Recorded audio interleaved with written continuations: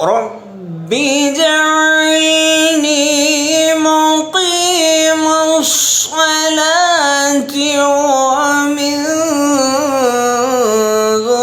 ذريتي ربنا وتقبل دعائي ربنا اغفر لي ولوالدي